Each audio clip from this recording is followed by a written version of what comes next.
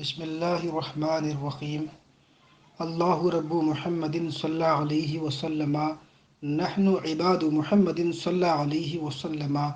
رب اشرح لی صدری ویسر لی امری واحلل عقدۃ من لسانی یفقهوا قولی رب زدنی علما اللہم فقہنا فی الدین اللہم انی اسألک علما نافعا وعملا متقبلا ورزقا طیبا اللہم انفعنا بما علمتنا وعلمنا ما ينفعنا وزدنا علما۔ جماعت رضائے مصطفیٰ سینٹرل ایونیو کلکتہ کی جانب سے آپ حضرات درس بہار شریعت سماعت کر رہے ہیں۔ آج سے امامت کا زیادہ حقدار کون ہے، اس تعلق سے احکام فقہیہ کا بیان ہوگا۔ تو آئیے، مسئلہ: سب سے زیادہ مستحق امامت وہ شخص ہے جو نماز و طہارت کے احکام کو سب سے زیادہ جانتا ہو، اگرچہ باقی علوم میں پوری دستگاہ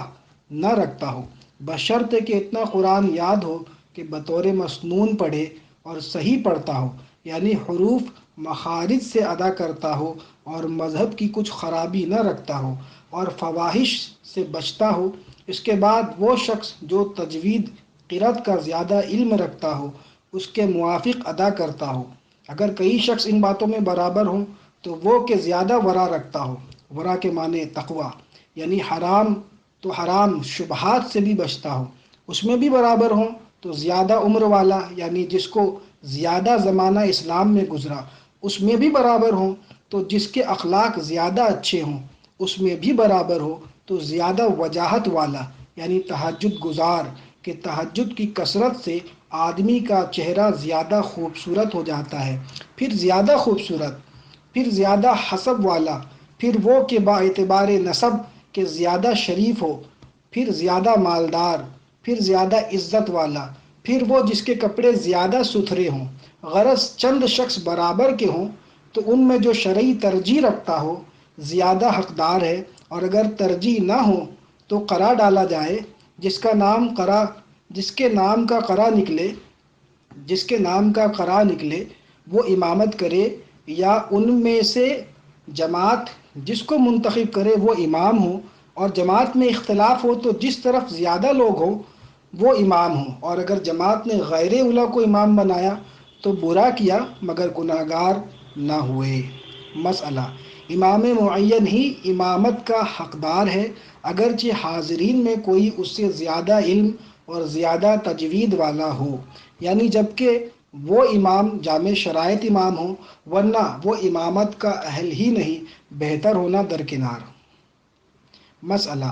کسی کے مکان میں جماعت قائم ہوئی اور صاحب خانہ میں اگر شرائط امامت پائے جائیں تو وہی امامت کے لیے اولیٰ ہے، اگرچہ اور کوئی اس سے علم وغیرہ میں بہتر ہو۔ ہاں، افضل یہ ہے کہ صاحب خانہ ان میں سے بوجہ فضیلت علم کسی کو مقدم کرے کہ اس میں اس کا اعزاز ہے، اور اگر وہ مہمان خود ہی آگے بڑھ گیا تو بھی نماز ہو جائے گی۔ مسئلہ: کرایہ کا مکان ہے، اس میں مالک مکان اور کرایہ دار اور مہمان تینوں موجود ہیں، تو کرایہ دار احق ہے، وہی اجازت دے گا اور اسی سے اجازت لی جائے گی۔ یہی حکم اس کا ہے کہ مکان میں بطور عاریت رہتا ہو کہ یہی احق ہے۔ عاریت کا معنی یہ دوسرے شخص کو اپنی کسی چیز کی منفعت کا بغیر عوض مالک کر دینا، یہ عاریت ہے۔ اچھا، مسئلہ: سلطان و امیر و قاضی کسی کے گھر مجتمع ہوئے تو احق سلطان ہے، پھر امیر، پھر قاضی، پھر صاحب خانہ۔ مسئلہ: کسی شخص کی امامت سے لوگ کسی وجہ شرعی سے ناراض ہوں تو اس کا امام بننا مکروہ تحریمی ہے، اور اگر ناراضی کی وجہ شرعی سے نہ ہو تو کراہیت نہیں، بلکہ اگر وہی حق ہو تو اسی کو امام ہونا چاہیے۔ مسئلہ: کوئی شخص صالح امامت ہے اور اپنے محلہ کی امامت نہیں کرتا اور وہ ماہ رمضان میں دوسرے محلہ والوں کی امامت کرتا ہے، اسے چاہیے کہ عشاء کا وقت آنے سے پہلے چلا جائے، وقت ہو جانے کے بعد جانا مکروہ ہے۔ مسئلہ: امام کو چاہیے کہ جماعت کی رعایت کرے اور قدر مسنون سے زیادہ طویل قرأت نہ کرے کہ یہ مکروہ ہے۔ مسئلہ: بد مذہب کہ جس کی بد مذہبی حد کفر کو نہ پہنچی ہو، اور فاسق معلن جیسے شرابی، جواری، زناکار، سود خار، چگل خور وغیرہ جو کبیرہ گناہ با اعلان کرتے ہیں، ان کو امام بنانا گناہ اور ان کے پیچھے نماز مکروہ تحریمی واجب الاعادہ ہے۔ بیان جاری ہے۔ اللہ تبارک و تعالیٰ بہار شریعت کے ان مسائل کو سن کر یاد رکھنے اور ان پر عمل کرنے کی ہم سب کو توفیق رفیق عطا فرمائے۔ السلام علیکم ورحمۃ اللہ وبرکاتہ۔